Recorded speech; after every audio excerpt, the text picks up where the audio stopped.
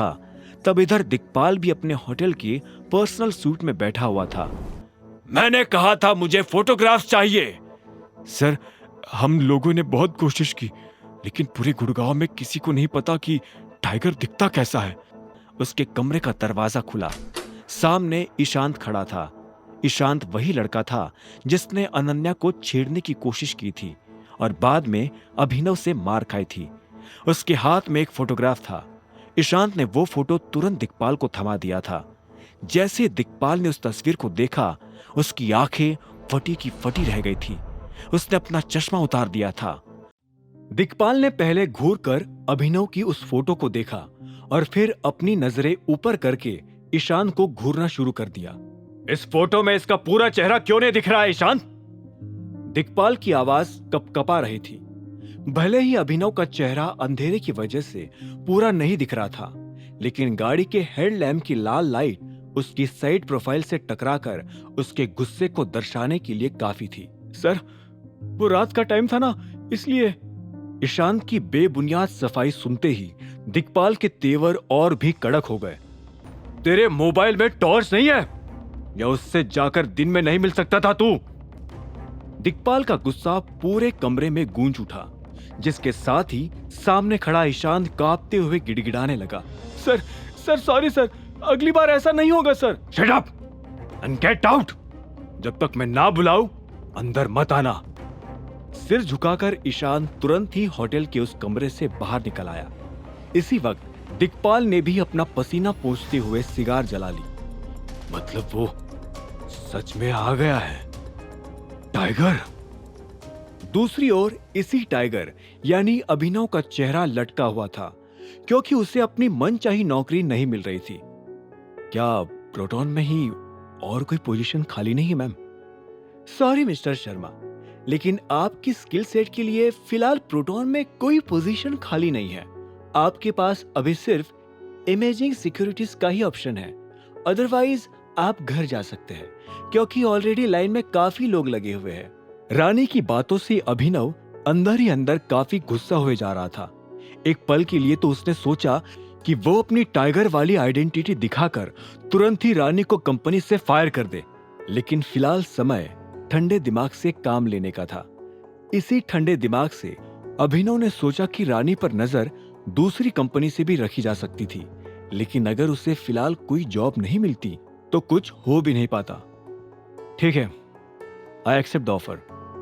Good. वैसे भी manager की पोजीशन तो काफी अच्छी होती है, रानी ने मुस्कुराते हुए कहा और जसप्रीत को उसे ले जाने का इशारा किया। अपनी नई कंपनी यानी इमेजिंग सिक्योरिटीज पहुंचते ही अभिनव को पता चला कि वो असल में काफी छोटी कंपनी थी। उसे फिर इस बात का भी एहसास हुआ कि रानी ने उसे सीधा मैनेजर की पोस्ट इसलिए दे दी थी क्योंकि छोटी मोटी कंपनी का मैनेजर होना कोई बड़ी बात नहीं थी। लिसन एवरीवन, मिस्टर अभिनव गढ़वाल ने ये कंपनी ज्वाइन कर ली है और यही तुम्हारे नए मैनेजर है। जैसा कि मैं हर बार कहता हूँ, बिजनेस से रिलेटेड सारी चीजें इन्हें ही रिपोर्ट करना। Got it? जसप्रीत ने इमेजिंग सिक्योरिटीज के सारे एम्प्लॉइज को एक साथ इकट्ठा करते हुए कहा, जिनकी तादाद मुश्किल से 50 भी नहीं थी। Yes sir. सभी एम्प्लॉइज की आवाज गूंज उठी। अभिनव को भी महसूस हुआ कि अब उसे कुछ कहना चाहिए था। Hello everyone, thank you for welcoming मी। मैं प्रॉमिस करता हूं, एक साथ मिलकर हम इस कंपनी को इंडस्ट्री में सबसे टॉप पर लेकर जाएंगे। अभिनव ने जिस कॉन्फिडेंस से ये बात कही, उससे पूरे ऑफिस में तालियां गूंज उठी थी। हालांकि इस तरह का मोटिवेशन हर नया मैनेजर देकर जाता था, लेकिन कंपनी के स्टाफ को आज तक किसी में भी अभिनव जैसा जुनून महसूस नहीं हुआ था। Very nice, keep it up. Now कोई प्लीज मिस्टर शर्मा को उनके कैबिन तक लेकर जाओ। मिस्टर शर्मा, मैं अब प्रोटॉन के लिए वापस निकलता हूं। Nice to meet you. Jaspreet हाथ मिलाकर वहां से चला गया। अभिनव उसे जाते देख ही रहा था कि उसे पीछे से एक प्रोफेशनल लेकिन मीठी आवाज सुनाई दी। सर, क्या अब हम मैनेजर के कैबिन में चले? अभिनव ने पलटकर देखा तो पीछे एक छोटे कद की जवान लड़की पैंट शर्ट पहने खड़ी थी। उसके आईडी कार्ड पर नाम लतिका लिखा था। हाँ चलो।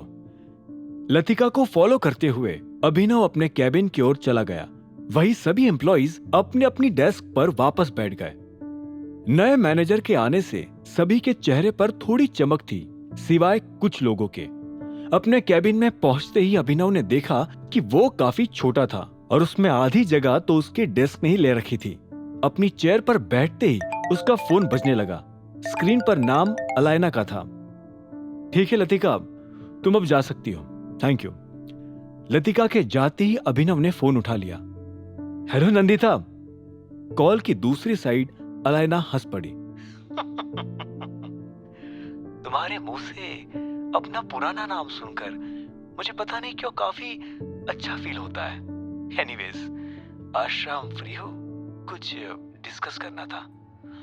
आगे की कहानी जानने के लिए देखें अगला एपिसोड सिर्फ पॉकेट एफएम के यूट्यूब चैनल पर, और द रिटर्न ऑफ टाइगर के सारे एपिसोड्स को सुनने के लिए डिस्क्रिप्शन में दी लिंक से डाउनलोड करें पॉकेट एफएम ऐप।